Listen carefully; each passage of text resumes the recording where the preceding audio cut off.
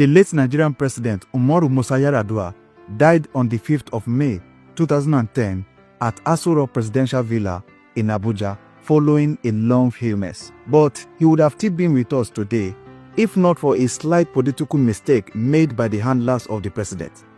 Let me explain why I say so. In 2009, President Yar'Adua was flown out of the country to Saudi Arabia for treatment after falling seriously ill. As time went on, he spent days and weeks receiving treatment. The country was later thrown into confusion as Nigerians began to wonder why their president had not yet returned. At this time, a lot was already going on in the country that needed the president's attention. Documents needed to be signed and important decisions needed to be taken, but the president was not available. So Nigerians began to call for the president to transmit power to the Vice President Goodluck Jonathan, as required by the Constitution, since he was here to recover. After going back and forth over this decision, and as the calls for the president to transmit power grew louder, the then Senate President David Mark decided to hold a meeting with his colleagues and other stakeholders. A decision was eventually taken to hand over power to the Vice President Goodluck Jonathan as acting president. Goodluck Jonathan began to pilot the affairs of the country, but this did not sit well with the handlers of President Yar'Adua, who were possibly scared that Yar'Adua's presidency might be taken away from him. Not long after power was handed over to Jonathan, the handlers of President Yar'Adua decided to return him back to Nigeria, even though his condition was not improving at all. But they never knew that this decision was the beginning of the end.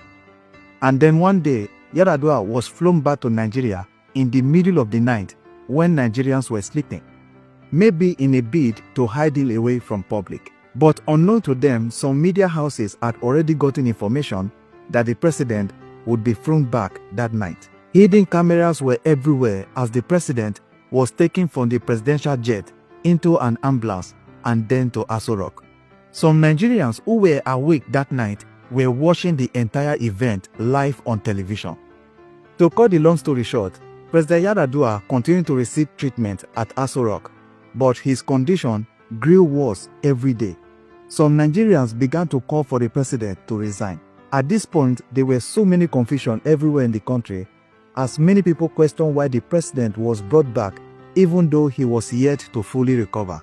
And then finally, on the 5th of May 2010, at about 8:40 p.m., according to report, the president gave up the ghost.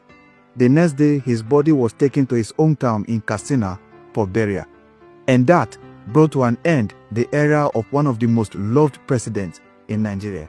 Who knows, maybe he would have survived if they had allowed him to continue receiving treatment in Saudi Arabia.